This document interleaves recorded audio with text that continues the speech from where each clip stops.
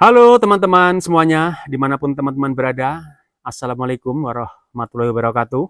Salam sejahtera untuk kita semua. Kita jumpa lagi dan semoga saja kita selalu bisa diskusi, khususnya tentang seputaran timnas kita. Dan kali ini kita akan bahas tentang timnas kita yang akan mengarungi perjalanan yang sangat-sangat berat, yaitu menghadapi tuan rumah Arab Saudi dan juga menghadapi timnas Irak. Kita tahu bagaimana kualitasnya kedua tim tersebut. Dan saya ingatkan kepada teman-teman semuanya, ada masalah di sebelah, ada problema, dan ada berita besar di sana. Kita boleh mengetahui, namun kita tidak perlu mencampuri. Kita tidak perlu mengorek terlalu dalam kesalahan-kesalahan daripada kubu sebelah atau tetangga kita. Kita sekarang tetap fokus kepada timnas kita, dan semuanya yang terjadi di sebelah semoga bisa menjadi pembelajaran bagi timnas kita agar PSSI dan jajarannya tidak terpengaruh dan juga tidak main-main lagi di dalam mengambil segala keputusan baik mengenai pemain maupun mengenai regulasi. Jadi kejadian di sebelah bisa menjadi pelajaran bagi kita semua. Dan kita akan fokus ke konsentrasi kita, yaitu di putaran Piala Dunia round 4 yang akan berlangsung tidak lama lagi di bulan depan. Karena apa? Lawan-lawan kita ini adalah lawan-lawan yang sangat tangguh. Apalagi kita menghadapi Arab Saudi. Secara non-teknis, sudah pernah saya sampaikan di video sebelumnya, bahwa kita sudah kalah. Kita kalah segalanya secara non-teknis menghadapi tuan rumah. Yang pertama, Arab Saudi sebagai tuan rumah.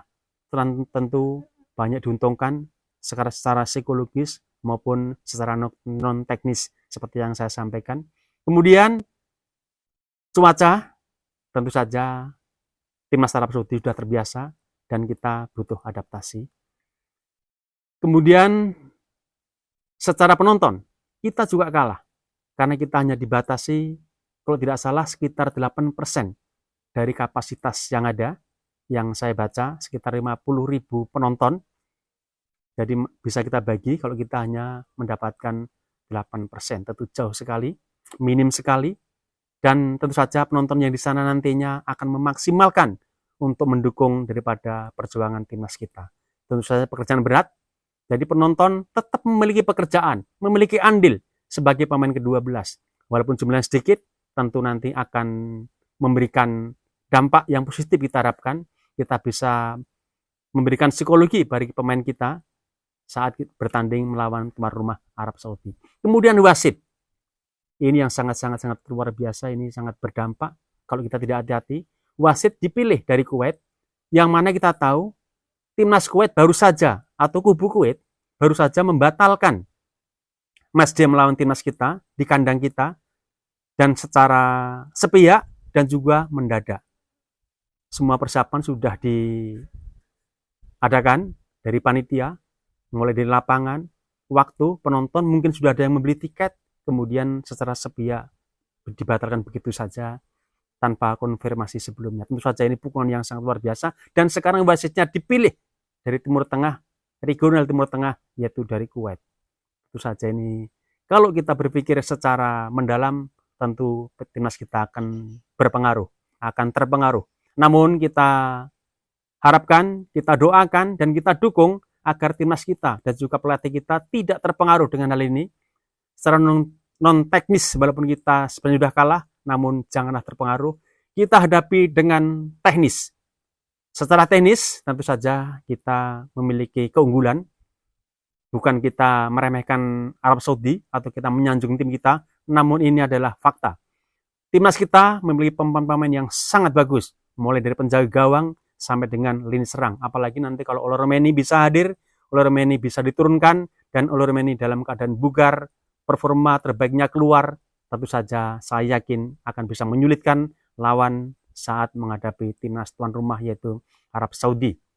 Walaupun kita tahu Arab Saudi baru saja main bagus di Eropa dengan uji cobanya, jadi kita namun tidak perlu kita khawatir, tidak perlu kita takut, karena timnas kita memiliki pemain yang juga sangat-sangat berkualitas.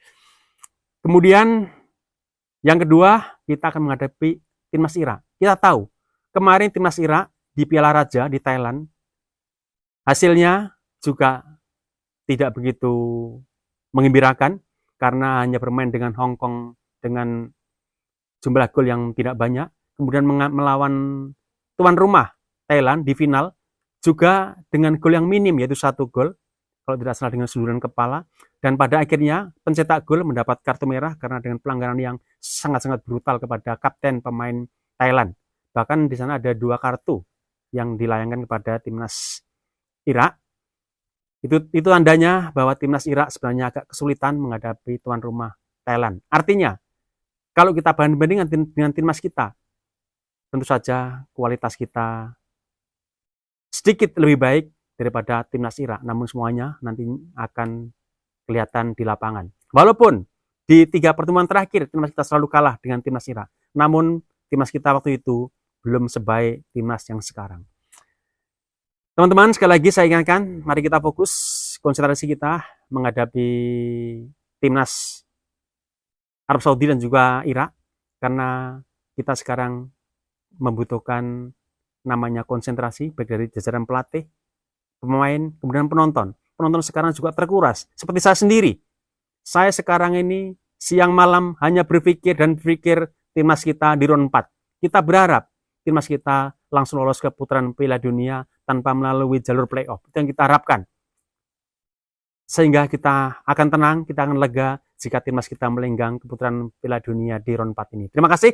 Mohon maaf mungkin ada kata kalimat yang kurang berkenan. Mohon diluruskan. Dan terima kasih atas segala dukungannya. Selamat beraktivitas.